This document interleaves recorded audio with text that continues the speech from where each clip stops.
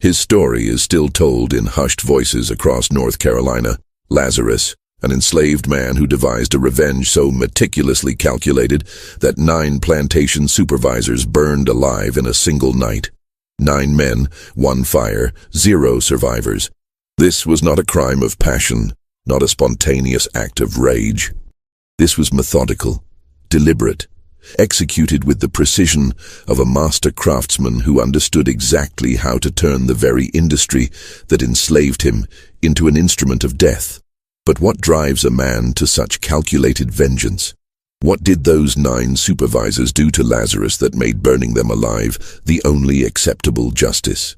And how does one powerless enslaved man, with no weapons and no freedom, plan and execute the perfect murder of 9 white men without leaving a shred of evidence? Before we uncover how Lazarus transformed turpentine and fire into retribution, I need you to do something. If stories of calculated revenge fascinate you, hit that subscribe button right now. And drop in the comments, where are you listening from? Your state? Your city? Now let's discover what happened in the pine forests of Cumberland County in 1856, and how 1 man's loss became 9 men's death sentence. The pine forests of southeastern North Carolina stretched for hundreds of miles in 1856, an ocean of longleaf pine that had made the region the turpentine capital of America. Cumberland County, where our story unfolds, produced more naval stores, turpentine, tar, and rosin than any other county in the nation. The industry was brutal, back-breaking work that relied almost entirely on enslaved labor. Unlike cotton or tobacco plantations where enslaved people might work in proximity to the main house, the turpentine camps existed deep in the forests, sometimes 20 or 30 miles from civilization, creating isolated kingdoms where overseers wielded absolute power. The process of extracting turpentine was dangerous and exhausting. Enslaved workers, called turpentine hands, would make deep diagonal cuts in the pine trees, creating a V-shaped wound called a box near the base of the trunk. The resin would slowly seep down into these boxes, where it collected until workers could scoop it out with long-handled dippers. The cuts had to be renewed every few days, climbing higher and higher up the tree throughout the season. A single worker might be responsible for thousands of trees, walking miles each day through snake-infested underbrush, breathing the thick, sweet stench of pine resin that coated their lungs and skin. But the real money in turpentine wasn't made by those who did the work, or even by the plantation owners who profited from it. In Cumberland County, a system had evolved, a shadow economy that existed in the margins of the official business. This is where our story truly begins. Lazarus belonged to a man named Cyrus Hartwell, who owned a medium-sized plantation along the Cape Fear River. Hartwell, like many owners in the region, had discovered that leasing out enslaved workers to the turpentine industry was more profitable than farming. He could rent out a man like Lazarus for $8 to $10 a month, paid directly to him, while the turpentine operation fed and housed the worker. It was a system that created a peculiar dynamic. Enslaved people who rarely saw their legal owners, controlled instead by white overseers and supervisors who operated with almost no oversight in the remote forest camps. Lazarus was 32 years old in 1856, though no one knew his exact age, not even himself. He had been born on the Hartwell plantation, the son of a woman named Ruth who had died when he was 7. He had grown up knowing nothing but the turpentine forests, first as a child helping to collect resin, then as a full worker by the time he was 12. By his early 30s, he was what they called a premier hand, someone who could handle the most trees, who knew the forest better than anyone, who could judge by looking at a cut whether it would yield good resin or run dry. He was a quiet man, tall and lean from years of physical labor, with hands permanently stained amber from the sticky resin that never quite washed away. Those who remembered him later would speak of his eyes, dark and watchful, always observing, always calculating. He had taught himself to read, stealing moments with discarded newspapers when he could find them, puzzling out words by firelight in the workers' cabins. This skill, which he kept hidden from his overseers, would later prove crucial to his plan. The turpentine operation where Lazarus worked was managed by a man named Vernon Ketchum, but the real power lay with 9 supervisors who controlled different sections of the vast forest operation.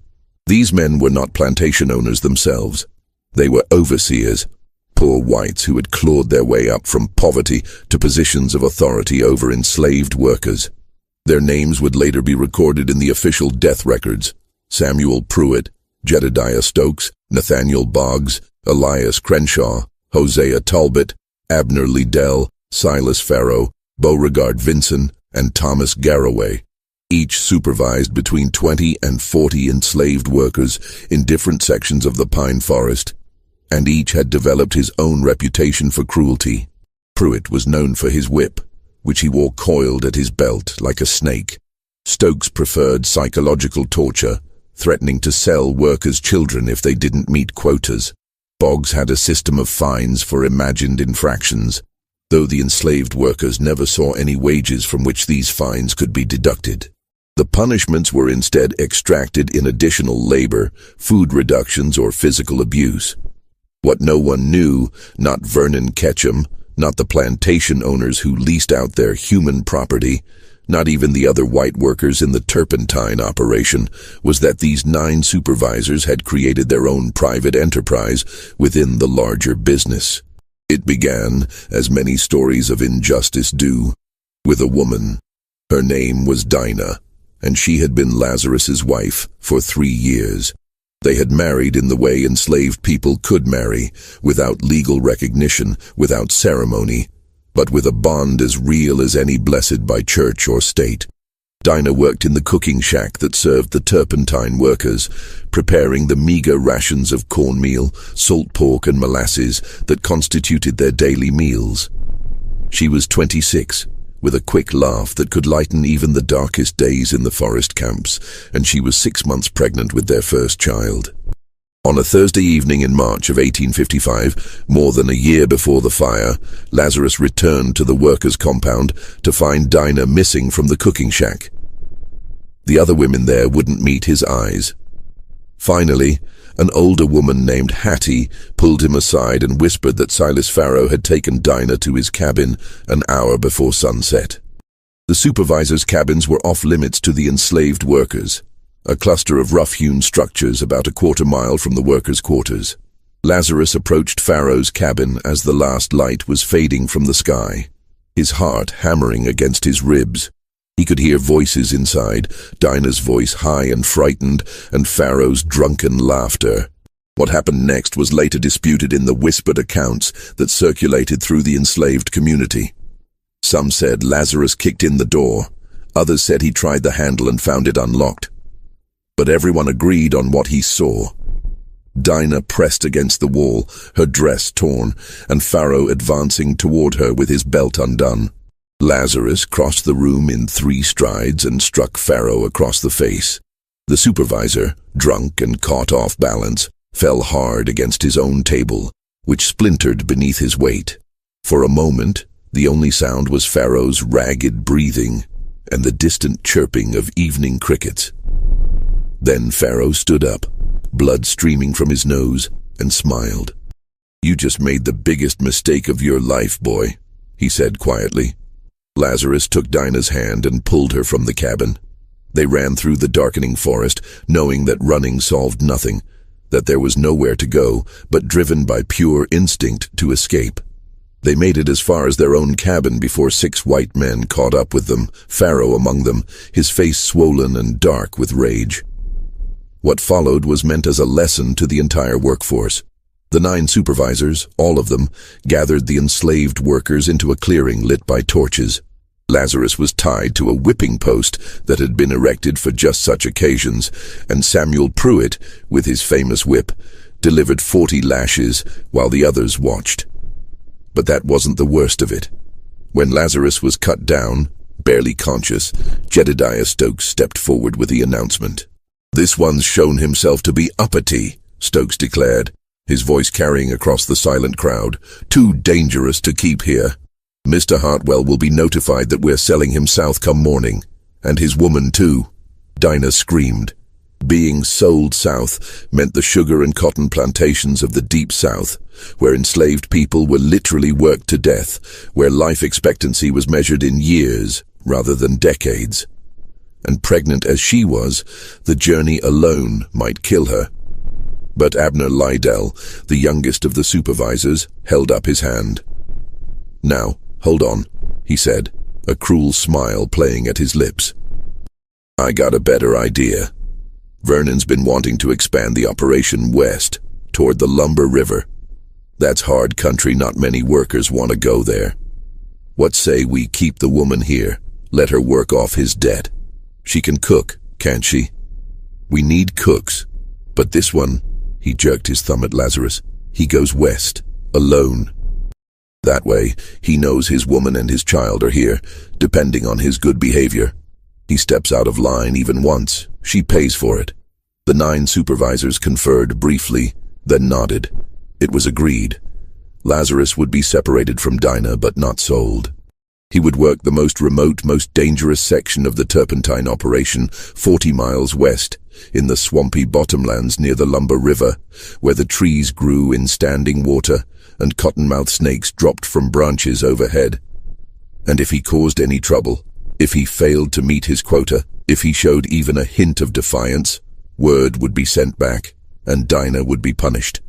As the crowd was dismissed and Lazarus was being dragged to a wagon for transport, Thomas Garraway leaned close to his ear and whispered, "You should have just let Silas have his fun.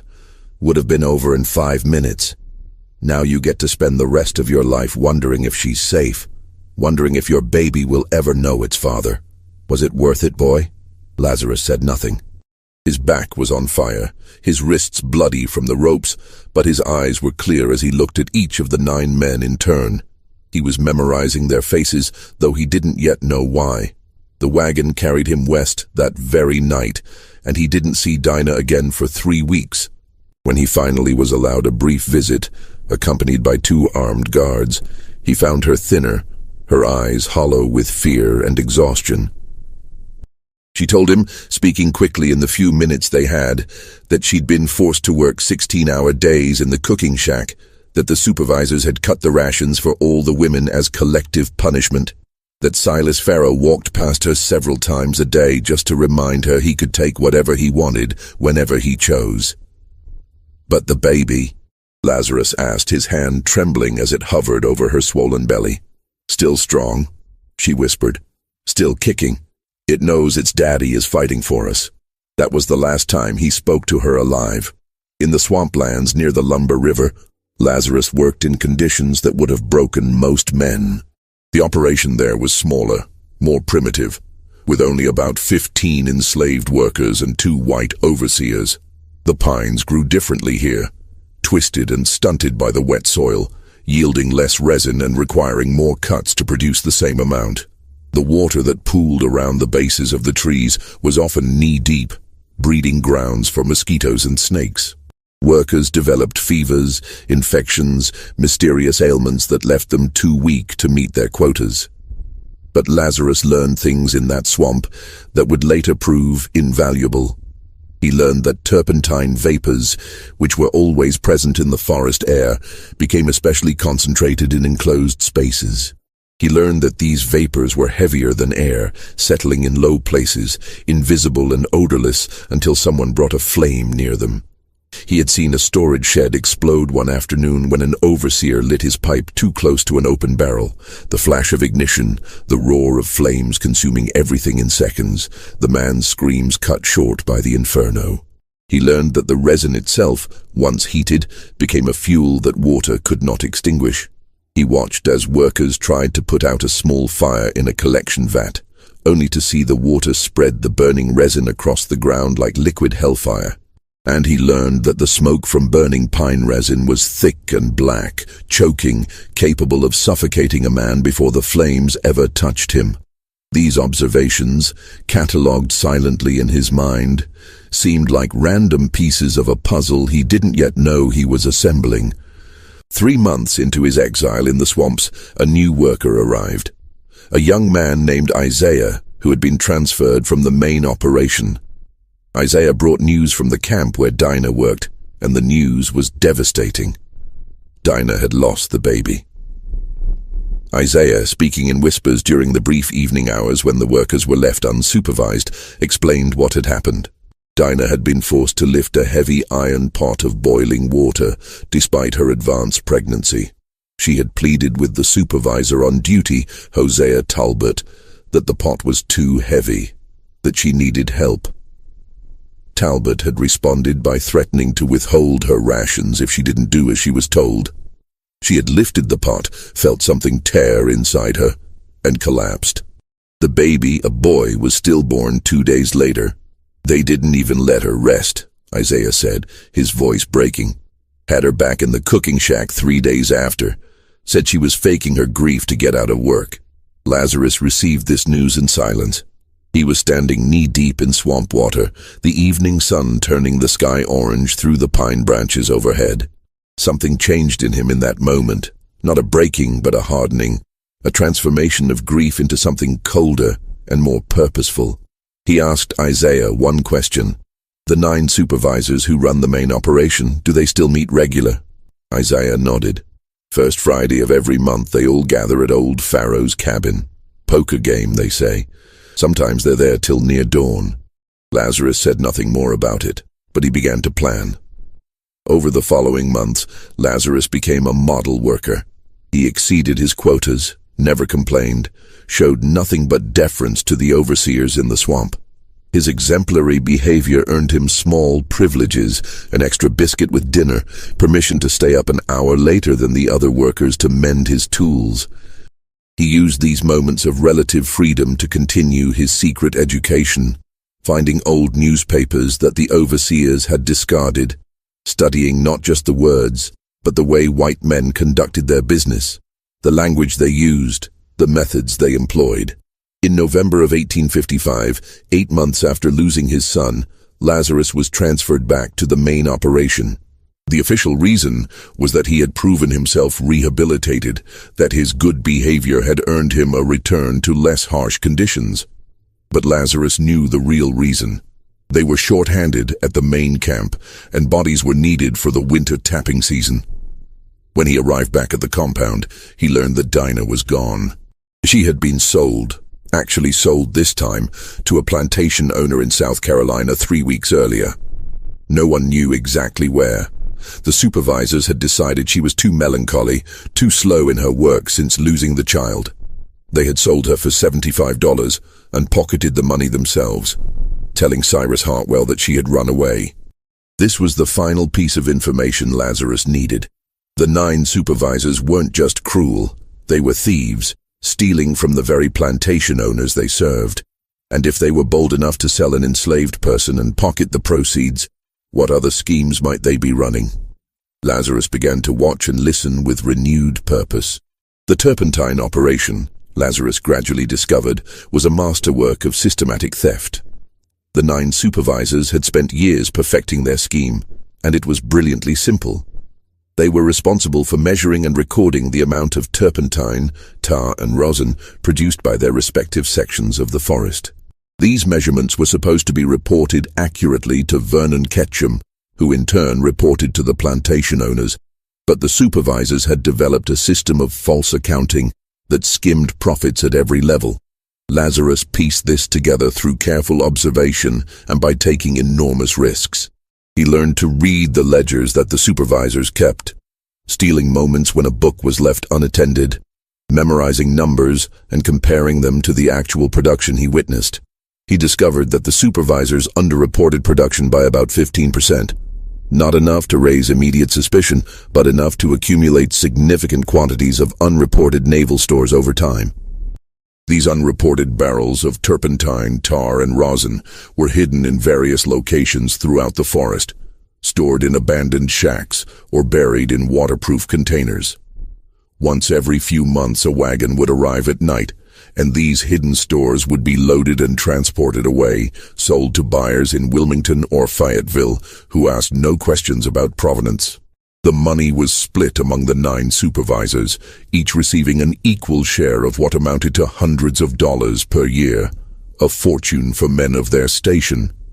But Lazarus discovered something even more valuable than the theft itself. He found where they kept their records. Silas Farrow, the same man who had assaulted Dinah, served as the group's bookkeeper. In his cabin, hidden beneath a loose floorboard, was a ledger that detailed every transaction, every theft, every dollar divided among the 9 conspirators. The ledger went back 7 years, a complete record of their criminal enterprise.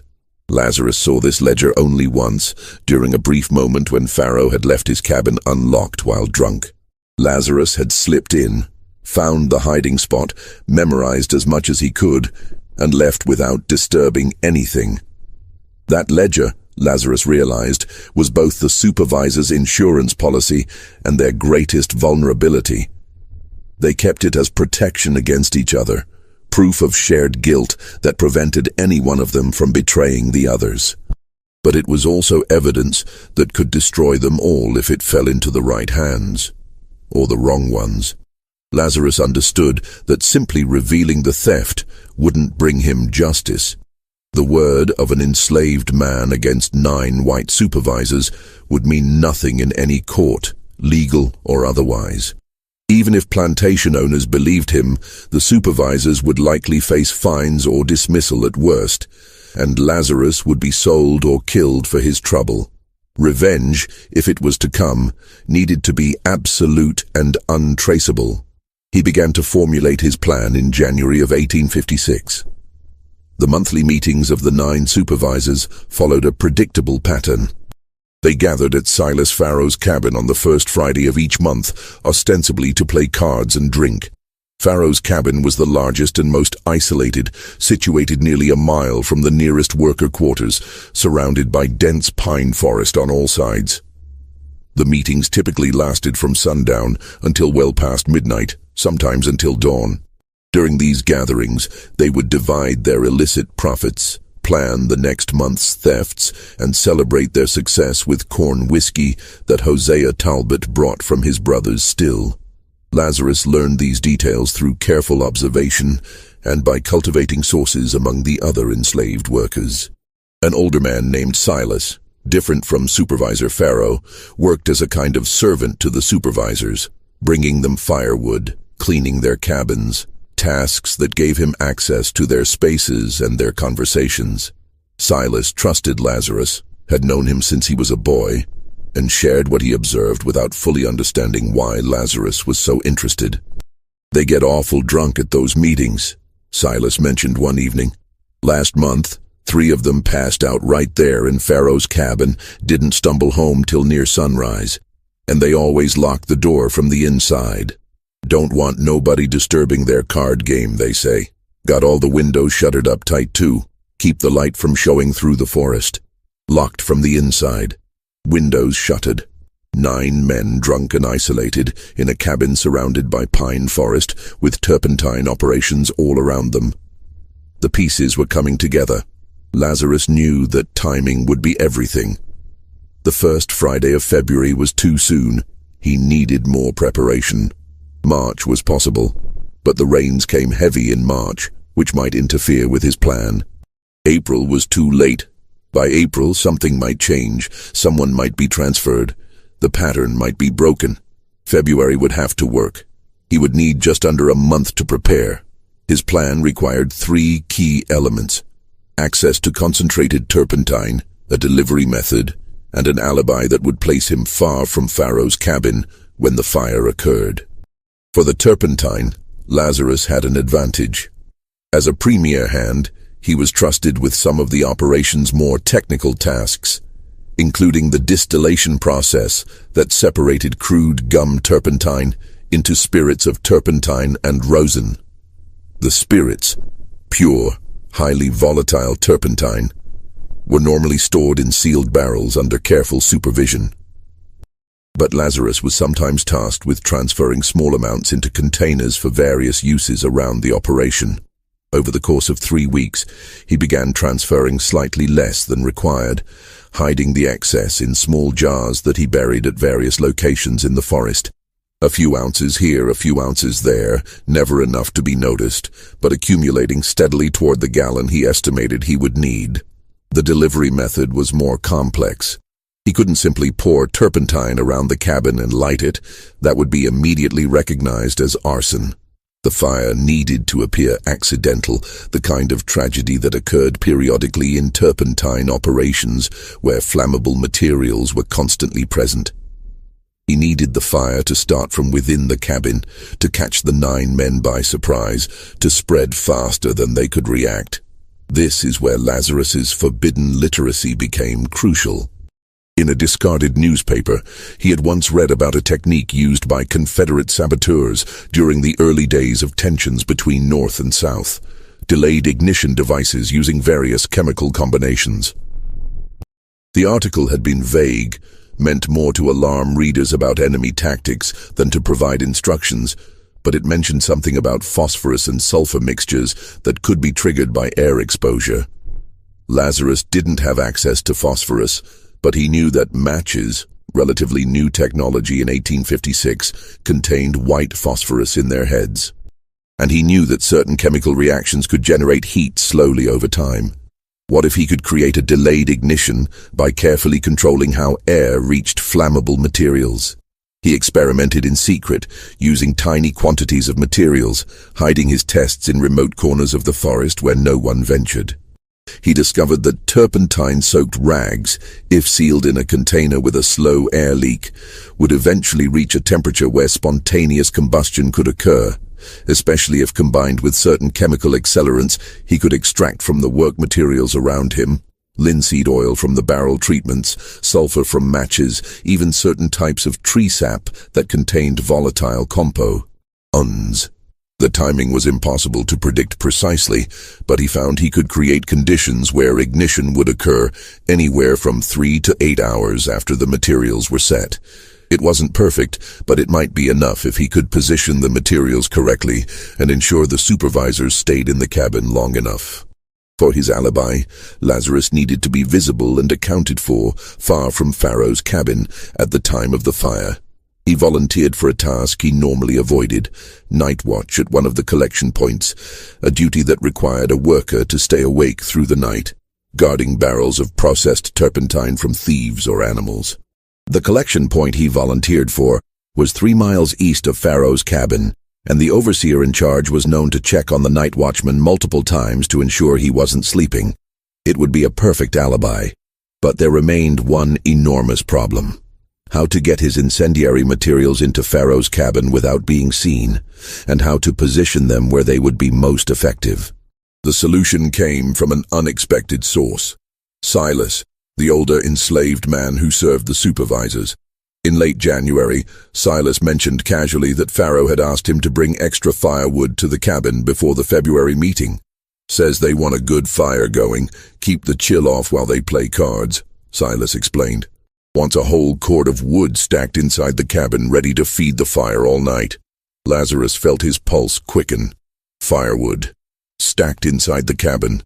No one would question firewood in a cabin during winter. That's a lot of work for one man, Lazarus said carefully. You want help carrying it? Silas looked relieved. Would you? My back ain't what it used to be, and Pharaoh wants it done the day before the meeting, wants it all stacked neat by his fireplace. So it was arranged. On Thursday, February 5th, 1856, Lazarus and Silas would deliver firewood to Pharaoh's cabin. They would have legitimate access, legitimate reason to be inside, and an opportunity to position the materials exactly where Lazarus needed them. The day before the wood delivery, Lazarus retrieved his hidden jars of turpentine and carefully prepared his ignition device. Using a small clay pot, he had shaped himself and fired in one of the operation's kilns, claiming he was making a cooking vessel. He created a sealed container with a tiny hole in the lid, barely visible. Inside, he placed rags soaked in turpentine and linseed oil, combined with sulfur extracted from match heads, and certain reactive tree resins he had identified through his experiments. The mixture was designed to slowly heat as air gradually entered through the small hole, reaching ignition temperature several hours after being sealed. He prepared 3 such pots, hedging his bets. If one failed, perhaps another would succeed.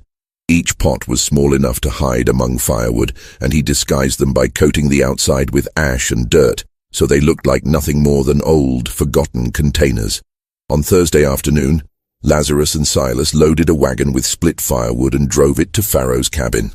The supervisor was there, watching impatiently as they unloaded the wood and stacked it beside the large stone fireplace that dominated one wall of the cabin.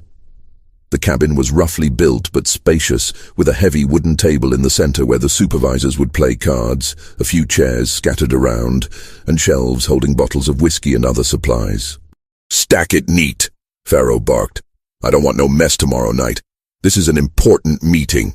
As they worked, Lazarus carefully positioned his 3 clay pots among the firewood. One went near the bottom of the stack, wedged between 2 logs close to the fireplace. Another he placed behind the stack, pressed against the wall where it wouldn't be visible. The third he tucked into a gap in the stack about 3 feet off the ground, positioned so it would be surrounded by wood on all sides once the stack was complete. The placement was crucial. The pots near the bottom would ignite first as they heated, but the fire might initially be small and controllable. The pot higher in the stack would ignite later when the fire was already established, creating a second wave of intense heat.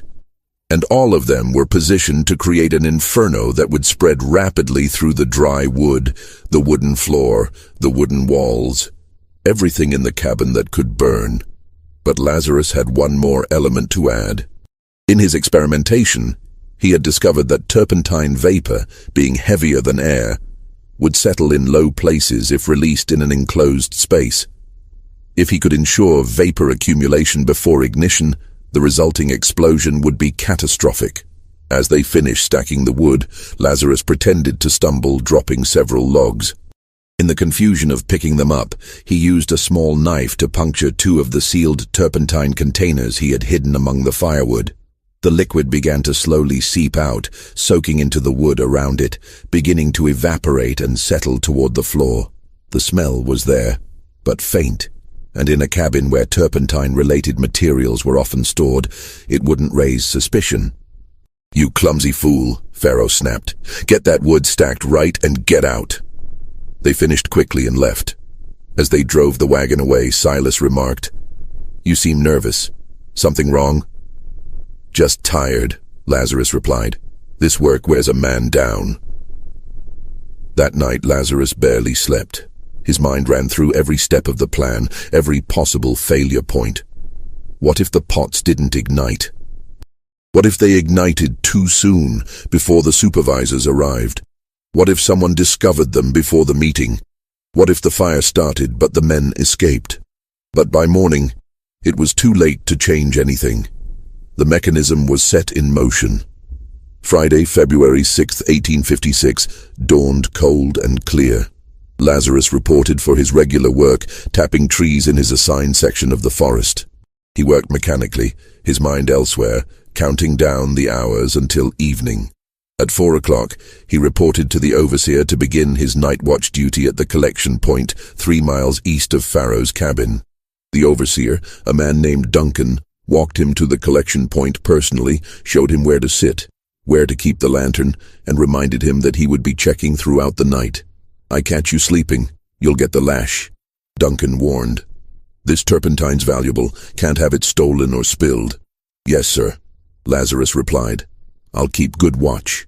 As the sun set and darkness settled over the pine forest, Lazarus sat beside his lantern, ostensibly watching over barrels of turpentine, but actually calculating times and distances in his head.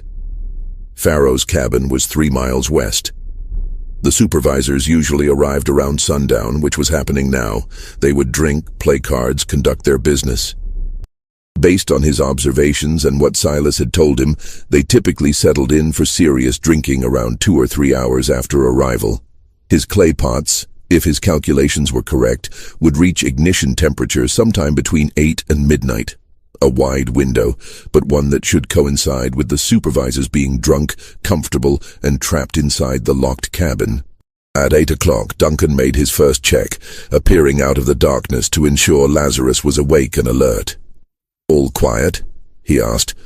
"Yes, sir. Nothing but crickets and owls." Duncan grunted approval and disappeared back into the forest. At 9:30, Lazarus thought he smelled smoke on the wind, but he couldn't be sure. The night breeze was unpredictable, and there were always fires burning somewhere in the turpentine operation. Workers' cabins, processing facilities, controlled burns. He remained seated, outwardly calm, inwardly coiled tight as a spring. At 10:15, Duncan returned for his second check. This time, he seemed agitated. "You smell smoke?" he asked. "Maybe a little," Lazarus replied carefully. "Thought it was just somebody's cook fire." "That's coming from the west," Duncan said, sniffing the air. "That's a lot of smoke for a cook fire." He paused, uncertain. "You stay here. Don't move. I'm going to check what that is." Duncan disappeared into the darkness, moving west toward the source of the smoke. Lazarus remained exactly where he was, his heart hammering. He forced himself to stay calm, to give no sign of the chaos he knew must be unfolding 3 miles away. 20 minutes later, he saw the orange glow through the trees to the west. Not the small flickering of a campfire or lantern, but a roaring conflagration that lit up the night sky, casting dancing shadows through the forest. Other workers began to appear, drawn by the light and commotion. Someone was shouting in the distance, voices raised in alarm. Just when we thought we had seen it all, the horror in Cumberland County intensifies. If this story is giving you chills, share this video with a friend who loves dark mysteries. Hit that like button to support our content, and don't forget to subscribe to never miss stories like this. Let's discover together what happens next. An hour later, Duncan returned with 3 other men, all of them covered in soot and reeking of smoke. Their faces were grim, shocked. "Pack up," Duncan told Lazarus. "Night watch is over. There's been a terrible accident." "What happened?" Lazarus asked, allowing just the right amount of concern into his voice. "Pharaoh's cabin," Duncan said, his voice hollow. "Burned to the ground. The supervisors were inside, all 9 of them. He couldn't finish the sentence. Lazarus felt a cold satisfaction settle over him, but he kept his expression neutral, shocked. "All 9, he repeated. "How?" "Don't know yet. Fire must have started from the fireplace, spread too fast. Door was locked from inside, windows shuttered. By the time anyone saw the flames, it was too late. Too late for any of them." As they walked back toward the main compound, Lazarus could see the glow still burning in the distance. The fire had consumed everything with a ferocity that seemed almost supernatural, though Lazarus knew exactly how natural, how carefully planned every element had been. He had accounted for the dry winter wood, the enclosed space, the vapor accumulation, the multiple ignition points. He had created the perfect conditions for an inferno that would give 9 men no chance of escape. As news of the tragedy spread through the workers' quarters, Lazarus listened to the shocked whispers, the speculation, the horror. No one suspected him. Why would they?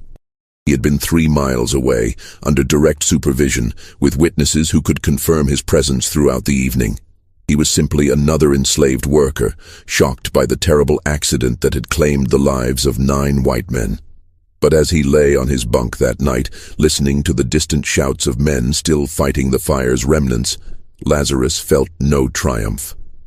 The fire had taken 9 lives, had avenged Dinah and their son, had punished the men who had made theft and cruelty into a system.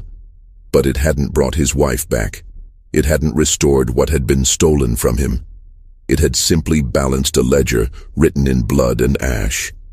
He closed his eyes and saw Dinah's face, remembered her laugh, felt the ghost of her hand in his. And for the first time since learning of her fate, he wept.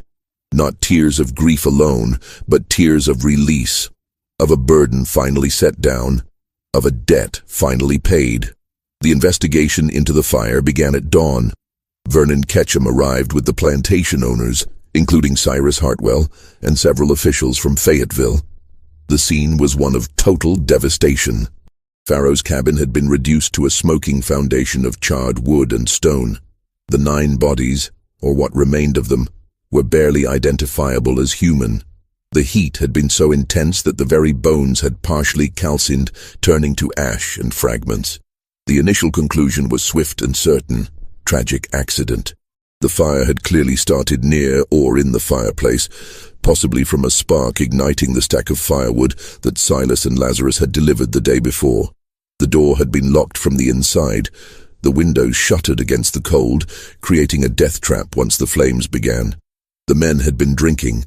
Empty whiskey bottles were found among the ruins, which explained why they hadn't reacted quickly enough to save themselves.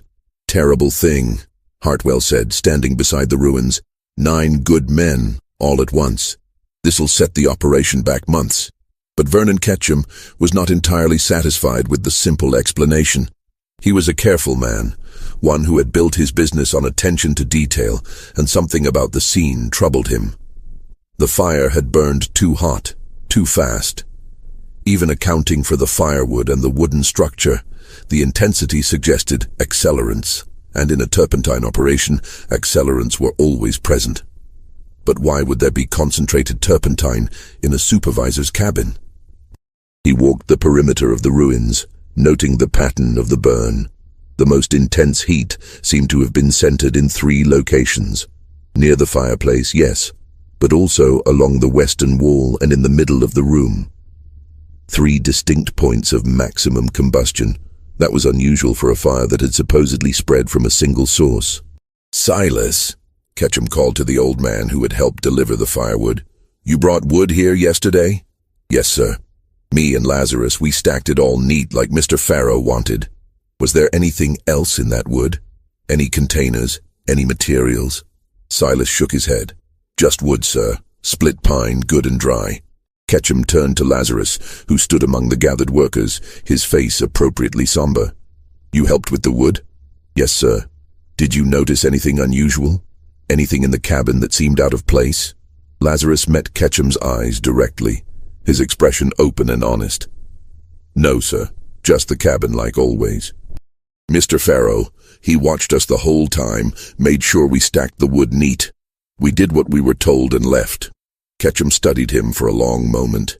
There was something in the man's eyes, a depth, an intelligence that seemed at odds with his station. But his alibi was airtight. Duncan had confirmed that Lazarus had been at the collection point, under supervision, at the time of the fire. He couldn't possibly have been involved. "All right," Ketchum said finally.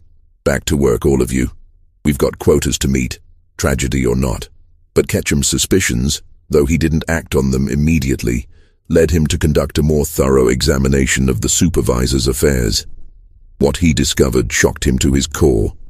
In the ruins of Farrow's cabin, protected by chance in a metal box that had survived the fire, was the ledger. The lock had melted, but the book inside was largely intact, its pages charred at the edges but still readable. Ketchum opened it and found 7 years of detailed records documenting systematic theft from the very plantation owners he served. The discovery put Ketchum in an impossible position. If he revealed the ledger, the plantation owners would know they had been robbed for years under his supervision. They would blame him for failing to detect the scheme, possibly suspect him of being part of it. His reputation would be destroyed, and he might face legal consequences. But if he concealed the ledger, destroyed it, he would be protecting the memory of 9 thieves and perpetuating a lie. He made his decision quickly. The ledger disappeared, destroyed in a fire in his own office a week later, an accident, he claimed, caused by an overturned lantern. The plantation owners never learned the full extent of the theft. Some discrepancies in production records were eventually noticed, but these were attributed to the poor bookkeeping of the deceased supervisors and written off as unfortunate but unrecoverable losses. The official story became fixed. 9 supervisors had died in a tragic accidental fire, a terrible reminder of the dangers inherent in the turpentine industry.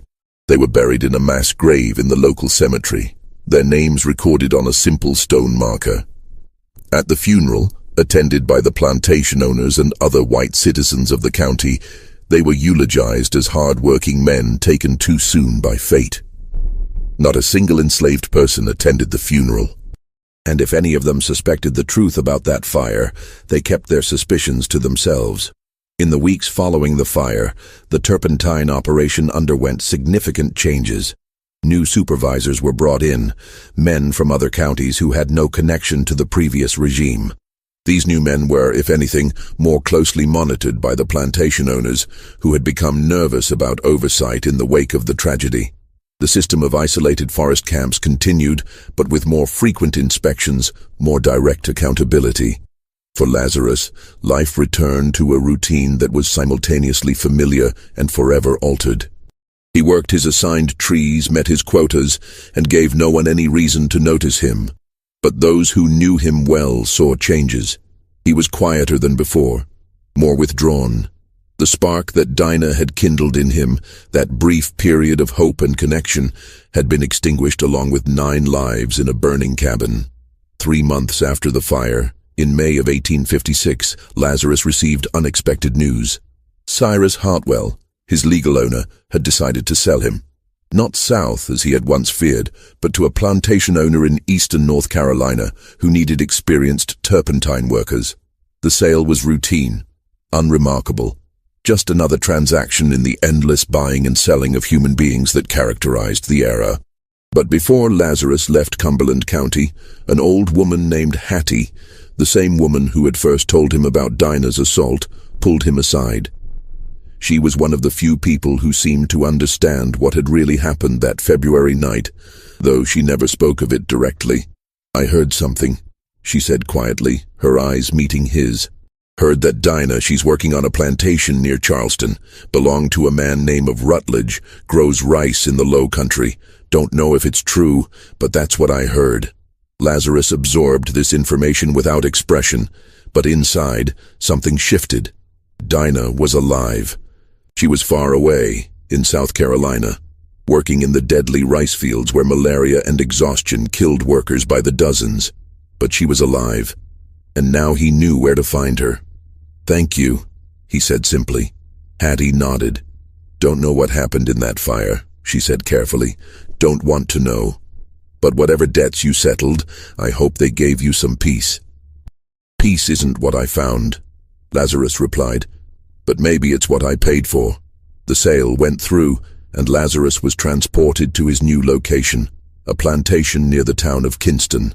His new owner, a man named Peterson, was neither particularly cruel nor kind. He was simply a businessman who saw enslaved workers as investments to be managed efficiently. The work was similar to what Lazarus had done in Cumberland County, tapping pines and collecting resin, but the atmosphere was different. The supervisors here were watched more closely, their authority checked by regular oversight. Lazarus worked at the Peterson plantation for 2 years, saving every scrap of information he could gather about the route south, about the plantation near Charleston where Dinah might be, about the possibility, however remote, of somehow reaching her. He knew it was likely impossible. The distance was enormous, the obstacles insurmountable. But the knowledge that she lived, that she was somewhere in the world, gave him something to hold on to in the darkest hours. In the fall of 1858, rumors began to circulate among the enslaved workers about tensions between North and South, about political crises over slavery's expansion, about the possibility of war. These rumors meant little to Lazarus at first. The concerns of politicians seemed impossibly distant from the daily reality of survival in the turpentine forests. But older workers spoke of wars as times of chaos, when the normal order broke down, when impossible things sometimes became possible.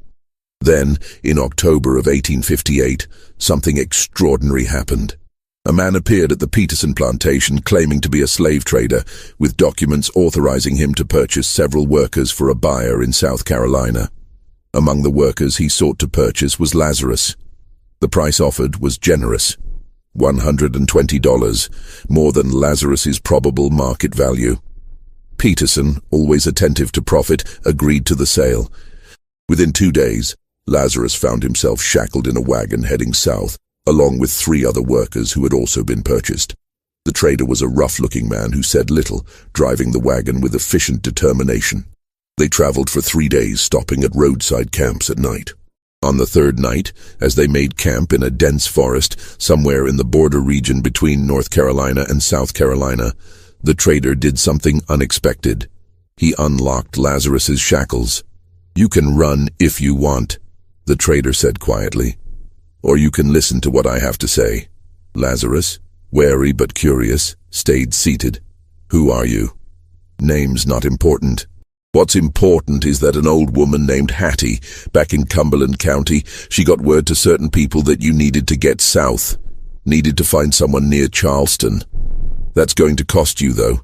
You owe a debt now to the people who arranged this." Lazarus felt his heart hammering. "What kind of debt?" "The kind you pay forward. There's a network. People helping people find their families, helping folks get where they need to go. You find who you're looking for. You help the next person. That's how it works. That's how it has to work." The trader pulled out a piece of paper with an address written on it. "Rutledge Plantation outside Charleston. That's where she is, far as anyone knows. These other 3 I bought. They're going to be sold proper in Columbia. I got to make this look legitimate. But you're getting off this wagon come morning. There's folks who'll help you get closer to Charleston, but the last part, getting onto that plantation, finding her, that's on you. And if you're caught, you never heard of me, never heard of this network, understand?" Lazarus took the paper, his hands trembling slightly. Why? Why would anyone do this? The trader's expression was hard to read in the firelight. "Because Hattie said you paid a debt already, paid it in full. Said you settled accounts for a lot of people, even if they don't know it. Said you earned this chance." He paused. "Don't waste it."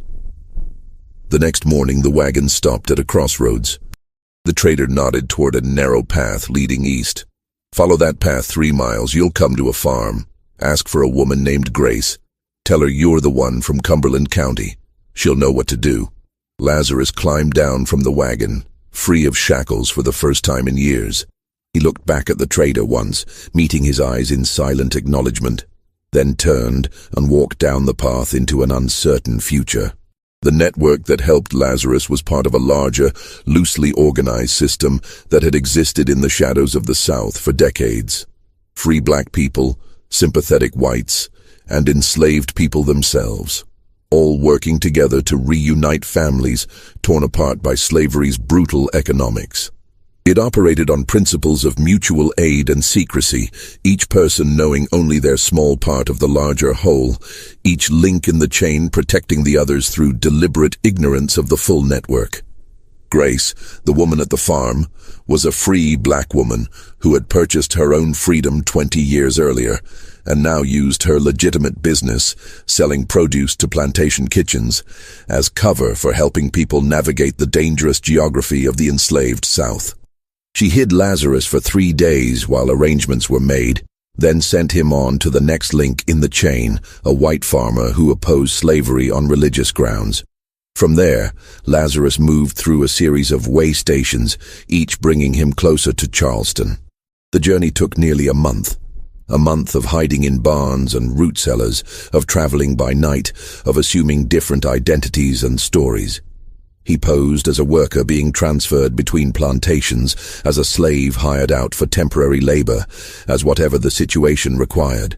The network provided him with forged documents when needed, with clothes that fit his cover stories, with detailed information about safe routes and dangerous areas. Finally, in early December of 1858, Lazarus reached the outskirts of Charleston. The Rutledge plantation was 10 miles outside the city, a rice plantation that sprawled across thousands of acres of low-country marshland. Getting onto the plantation, finding Dinah among possibly hundreds of enslaved workers, and doing so without raising suspicion would require careful planning. Lazarus spent a week observing the plantation from a distance, learning its rhythms, identifying possible approaches. He learned that the plantation employed hired workers during harvest season, bringing in additional labor from surrounding areas. He managed to attach himself to a group of such workers, presenting himself as a hand sent from a neighboring plantation to help with the late harvest. On his third day working in the rice fields, bent over in knee-deep water cutting rice stalks, he saw her. Dinah was walking along the edge of the field, carrying a water bucket to the workers. She was thinner than he remembered, her face harder, marked by the years of grief and labor.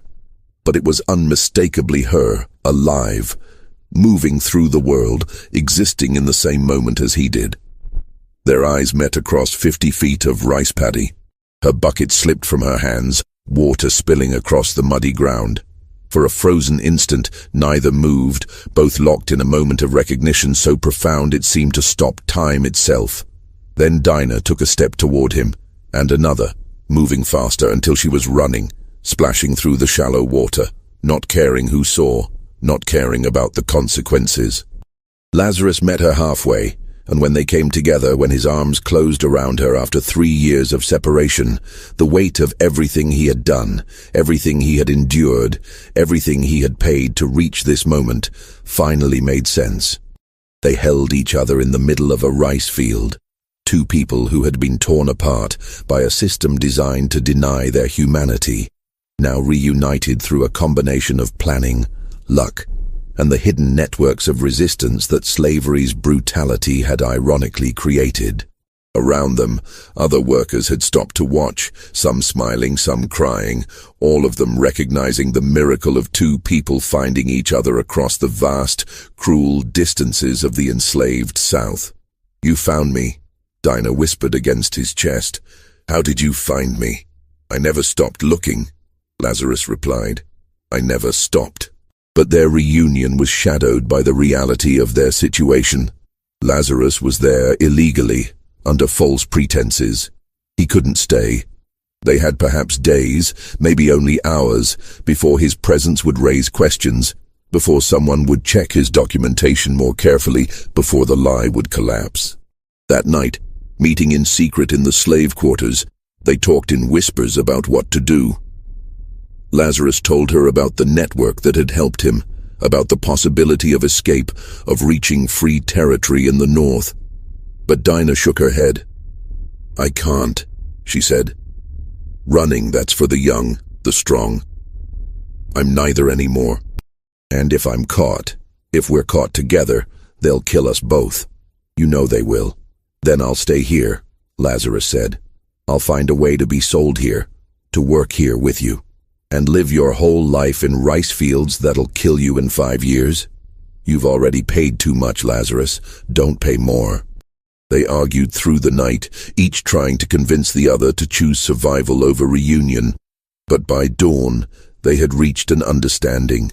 They would have what time they could steal, these few precious days, and then Lazarus would go north, would seek freedom, would live the life that Dinah's sacrifice would make possible. "You live free," she told him, her hand on his face. "You live free, and that means I'm free too, somewhere, somehow. You understand? Your freedom is mine. That's how this has to be." Lazarus spent 5 more days on the Rutledge plantation, 5 days of stolen moments, of conversations that compressed years of loss and longing into fragments of time. He told Dinah about the fire, about the 9 men, about the debt he had paid for what they had done to her and their child. He expected her to be shocked, horrified, but instead she simply nodded, as if she had always known, as if the knowledge of his revenge had been written in the ash and smoke that had reached across hundreds of miles. "They deserved it," she said simply, "and more." On the 6th day, before dawn, Lazarus left the plantation. Dinah walked with him to the edge of the rice fields, to the point where the cultivated land gave way to wild marsh.